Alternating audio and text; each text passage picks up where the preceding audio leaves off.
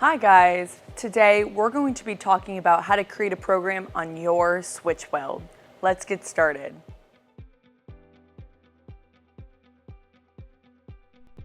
First, to create a program, you're going to want to navigate to the Teach page on your Abo Teach pendant. Next, go ahead and hit the plus button and go ahead and make a program name.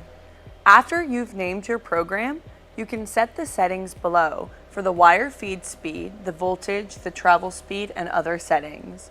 Or you can use our program Arc Advisor.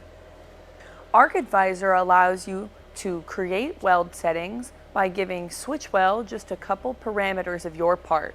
The parameters that SwitchWeld requires of your part to create the weld settings are your power supply, your material type, your material thickness, your orientation, your process, your wire type, wire size, and your gas mix.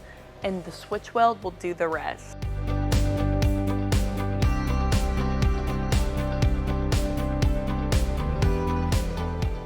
Once you hit accept, you're ready to start programming your weld.